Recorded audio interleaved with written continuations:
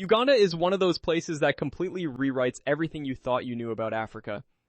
And I need you to hear me out on this because by the end of this video, you are going to be seriously questioning why this country is not on everyone's bucket list.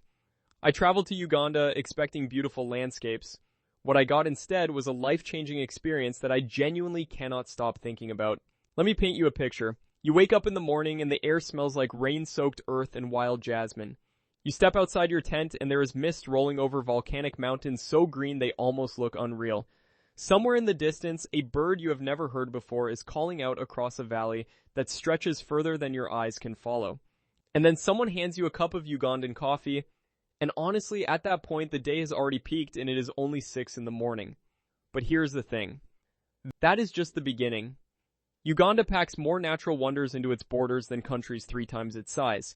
We are talking about the source of the longest river on Earth. We are talking about mountains with snow on the equator. We are talking about half the world's remaining mountain gorillas living in misty forests that feel like something out of a fantasy novel. And somehow, almost nobody is talking about this place. So today, I am going to take you on a journey through the wonders of Uganda.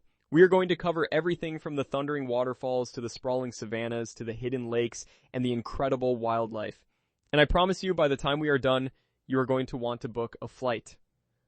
Let us start with what might be the single most extraordinary wildlife experience available on this planet.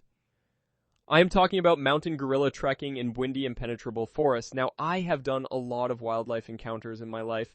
I have watched lions hunt in the Serengeti, I have snorkeled with whale sharks, I have sat in a hide watching leopards at night, but nothing, and I mean nothing, compares to sitting 3 meters away from a silverback mountain gorilla and having him look you directly in the eyes. Buwindi. Impenetrable forest lives up to its name. This place is dense. We are talking about one of the oldest rainforests in Africa, estimated to be around 25,000 years old. The canopy is so thick that sunlight barely reaches the forest floor in some places. Vines tangle around ancient trees, the ground is muddy and steep, and your legs burn after the first hour of hiking, but every single step is worth it. There are roughly 1,000 mountain gorillas left in the wild, and about half of them live right here in Uganda, split between Bwindi and the Virunga volcanic range along the border with Rwanda and the Democratic Republic of Congo. When you finally find a gorilla family after sometimes 2 or 3 hours of trekking through the undergrowth, the world just stops. These are not animals behind glass, there is no barrier. You are in their home. The silverback I encountered was enormous, easily 400 pounds of pure muscle covered in coarse black fur, with that distinctive silver saddle across his back that marks him as the dominant male. He was sitting in a clearing pulling bamboo shoots apart with his massive hands, and occasionally glancing over at our small group of 8 visitors, as if to say, I know you are there, and I am not particularly bothered. Around him juveniles played and tumbled. A mother nursed an infant so small it could fit in your 2 hands. The baby stared at us with huge brown eyes full of curiosity. You get 1 hour with the gorillas, 60 minutes, and let me tell you, those 60 minutes will redefine how you think about wildlife, about nature, about our connection to other species. Mountain gorillas share about 98% of our DNA, and when you look into their eyes, you feel that connection in your bones. It is profoundly emotional. Multiple people in my group were in tears, and I'm not going to pretend I was not one of them. Now permits for gorilla trekking cost around $700 in Uganda, which is actually significantly less than what you would pay in neighboring Rwanda, where they charge over $1,500. And that money goes directly toward conservation and community development. It is one of those rare tourism experiences where you genuinely feel good about every dollar you spend. But Bwindi is not the only place in Uganda where you can have extraordinary primate encounters.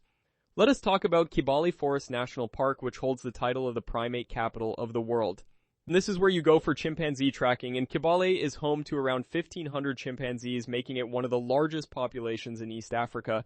And tracking chimps is a completely different experience from gorilla trekking. Chimpanzees are louder, they are more energetic, they are more unpredictable. You hear them before you see them. The forest erupts with screaming and hooting that echoes through the trees, and your heart starts pounding because you know they are close. And then suddenly you look up, and there they are swinging through the branches above you, grooming each other, cracking nuts with rocks, playing, fighting, doing all the things that make chimps endlessly fascinating to watch. Beyond chimps, Kibale is home to 12 other primate species, including red colobus monkeys, Lhoest's monkeys, gray-cheeked mangabes, and the tiny nocturnal potto. Walking through this forest feels like being inside a nature documentary, except there are no camera crews and no narration. It is just you and the primates and the ancient trees. Let us shift gears now, because Uganda is not just about forests and primates. This country has some of the most spectacular landscapes in all of Africa, and one of the most mind-blowing is the Rwenzori Mountains. These are sometimes called the Mountains of the Moon, and that name is perfect because they look like they belong on another world. The Rwenzori Range sits right on the equator, and yet the highest peaks are permanently covered in glaciers and snow. Let that sink in. Snow on the equator. The tallest peak, Margarita Peak, stands at 5,109 meters, making it the third highest point in Africa after Kilimanjaro and Mount Kenya. But many experienced mountaineers actually consider the Rwenzori a more challenging and more rewarding climb than Kilimanjaro because the terrain is so varied and the weather is so unpredictable. As you ascend through the different vegetation zones, the landscape transforms in ways that defy imagination. You start in tropical rainforests, then you move into bamboo zones. Then comes the heather zone, where everything is draped in moss and the trees look like something Dr. Seuss would draw. Higher still, you enter the alpine zone, where giant lobelias and groundsels grow to enormous sizes. These are plants that on lower ground might reach your knee, but up here they tower over you at 5 or 6 meters tall. It is genuinely surreal. Scientists believe these giant plants evolved their unusual size as an adaptation to the extreme conditions at high altitude near the equator, where you get blazing sun during the day and freezing temperatures at night. The Rwenzori are one of Africa's best-kept secrets. Very few tourists make it here compared to Kilimanjaro, and that means you can have entire valleys to yourself. The silence up there is extraordinary. You can hear glacial streams trickling down from the ice caps and the wind moving through those bizarre giant plants, and honestly, it feels like you have stepped back in time a million years. Now let us come back down to lower elevations and talk about one of Uganda's crown jewels, Murchison Falls. If you want to see the raw, unstoppable power of nature, there is no better place than this. The Victoria Nile, one of the major tributaries of the Nile River, forces its entire volume through a gap in the rocks that is only about 7 meters wide before exploding downward in a 43-meter drop.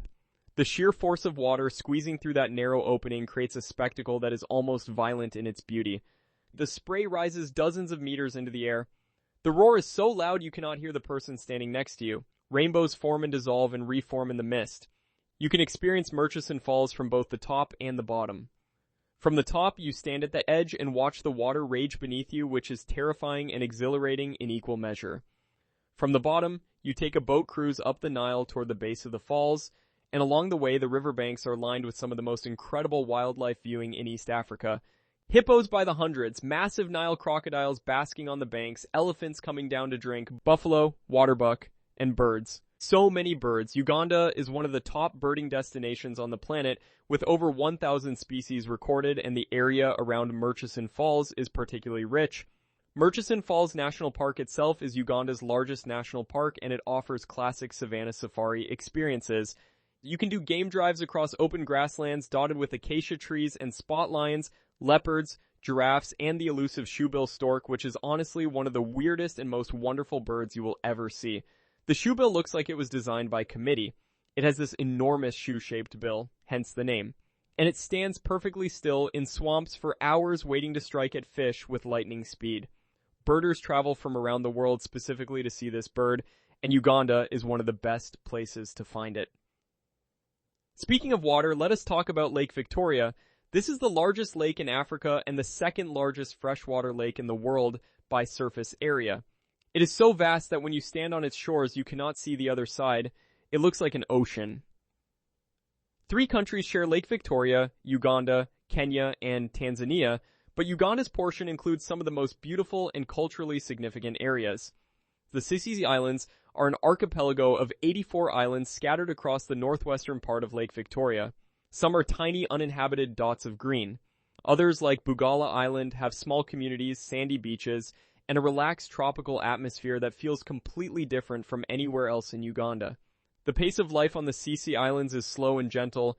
Fishermen head out in wooden boats at dawn. Children play on beaches shaded by palm trees. The sunsets over the lake are some of the most spectacular I have ever witnessed, with the sky turning shades of orange and purple and gold that seem almost artificially saturated, except they are completely real.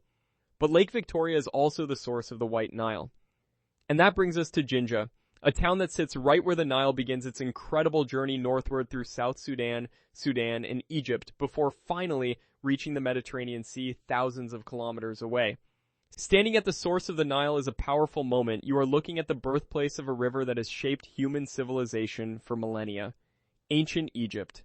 The pharaohs, the pyramids. All of it was made possible by the waters that start right here in Uganda.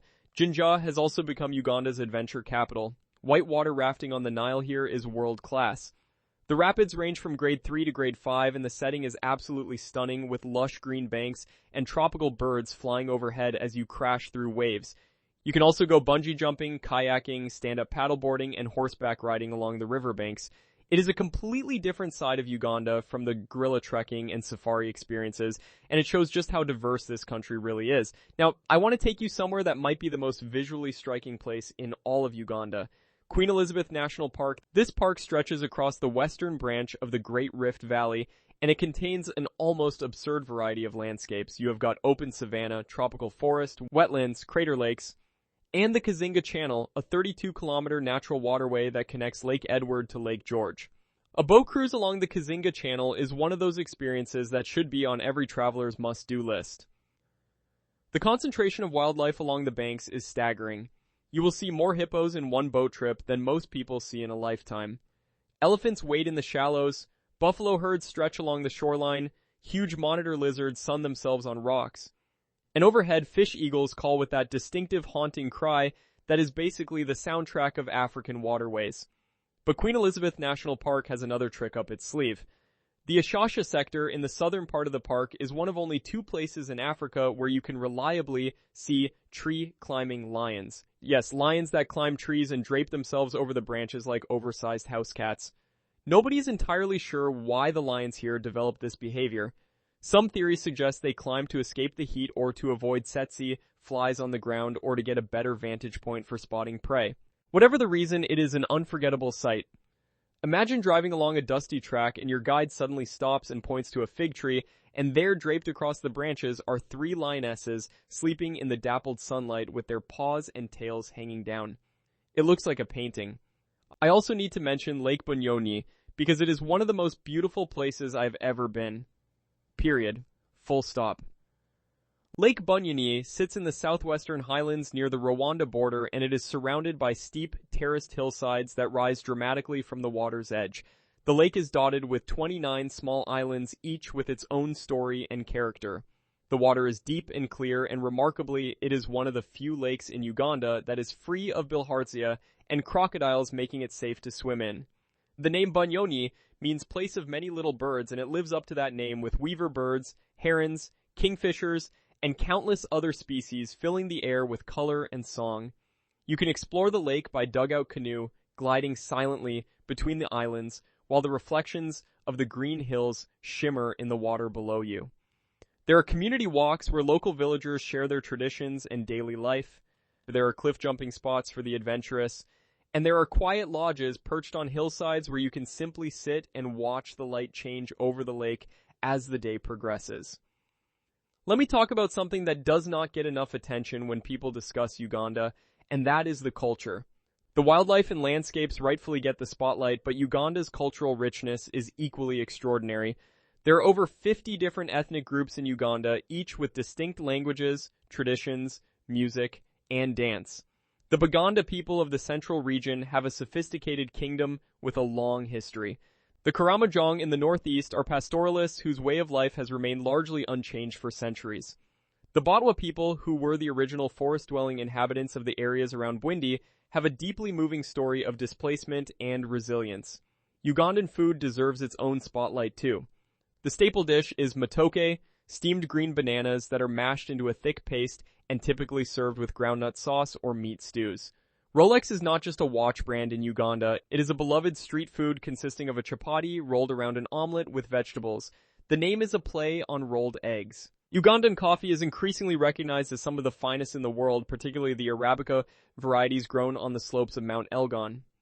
And the local gin scene is growing rapidly with distillers using indigenous botanicals. The warmth of the Ugandan people is something that every visitor comments on. There is a reason Uganda is called the Pearl of Africa, a phrase originally attributed to Winston Churchill after he visited in the early 1900s. The hospitality is genuine and deeply felt. People go out of their way to welcome you, to share their stories, and to make you feel at home. I lost count of the number of times a complete stranger invited me to sit down and share a meal, or insisted on walking me somewhere to make sure I did not get lost. Now let me address the elephant in the room, or rather the question that might be in your mind right now. Is Uganda safe for tourists? The short answer is yes. Uganda has made enormous strides in stability and security over the past 2 decades. The main tourist areas are well established and well managed. Like any travel destination, you should exercise common sense and stay informed. But Uganda is welcoming tourists in growing numbers, and the tourism infrastructure improves every year. New lodges are opening, roads are being upgraded, guides are among the best trained in Africa. The best time to visit Uganda is during the dry seasons, which run from December to February and from June to August. These months offer the best conditions for gorilla trekking and game drives. However, Uganda is a year-round destination. The wet seasons bring their own magic with lush green landscapes, fewer tourists, and lower prices. Getting around Uganda typically involves a combination of domestic flights and road transfers. The country is not enormous, which means you can cover a lot of ground in a 2-week trip. A classic itinerary might start in the capital Kampala, head southwest to Bwindi for gorilla trekking, continue to Queen Elizabeth National Park, visit Lake Bunyonyi, then head north to Murchison Falls before finishing in Jinja for some adventure activities. That kind of route gives you an incredible cross-section of everything Uganda has to offer.